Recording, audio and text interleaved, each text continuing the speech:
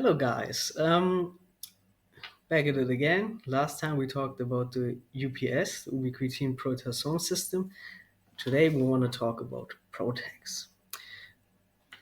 What is the basic idea of PROTACs? Well, we thought we talked about this complex here, and that if this substrate is binding to the E3 ligase, this ubiquitin can be transferred over here, and this substrate can be marked to be degraded by the 26S proteasome.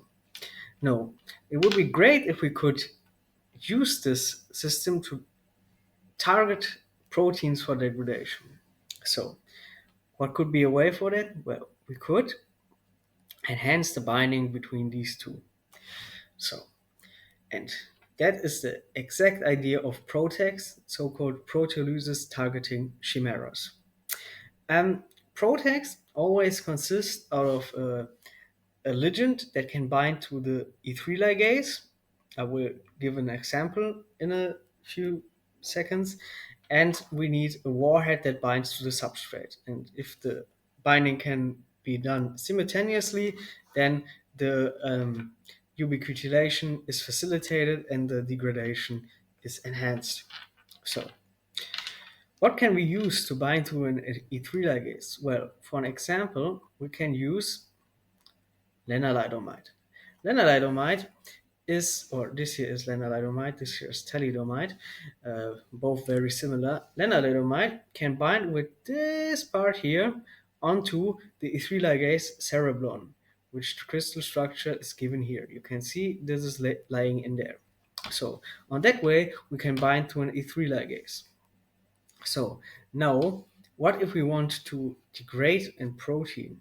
Well, we have to attach something here, a spacer or linker, and that linker can then at the end have a warhead that binds to the protein. What can that be, for example? Well, I will give you an example from our own working group, which I implemented in a review of myself. So, in that case, I'm the first author. You can read it. Here you see the link Pharmaceuticals 2024 1741. It's called Molecular Marvels, and this is was developed in my working group. This principle. You see here again, we have the E3 ligase and the E2 ligase. You see here is thalidomide for binding to cereblon. So there, and then we have the protein Cas9, a little bit modified with FCPF, but that should not be a problem right now. Anyways, we have a position here, this cysteine, on which this moiety can bind, this decafluor biphenyl. So now, if we add this small molecule onto the mix of that complex and this modified protein, the thalidomide or the lenalidomide can bind here, and simultaneously this fluoride will be bound to the cysteine. Therefore, we will cause a close proximity. Ubiquitin can be transferred over here, and after the alleged 4 times of a transfer to a lysine, the 26S proteasome will see or will recognize this marked protein and then will degrade it. There are very much different ways on how this interaction can occur. In this case we have a covalent interaction. This is a real bound, but it can also be interaction with non-covalent bonds via hydrogen bonds, ions, van der Waals forces, you name it. And anyways, this interaction of this warhead with this protein and the interaction of the E3 ligand with the E3 ligase will cause this close proximity, and then the ubiquitin can be transferred and the protein that we want to degrade could be can be degraded.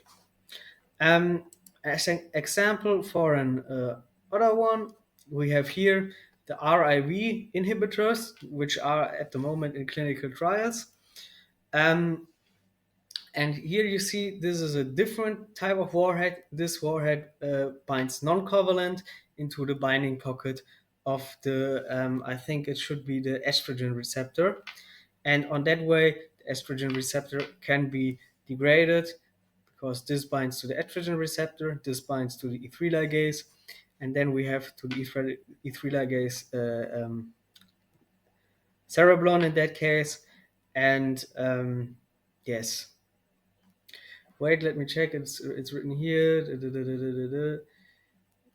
Yes, the RIV 110 is for the androgen receptor, and RIV 471 is for the estrogen receptor.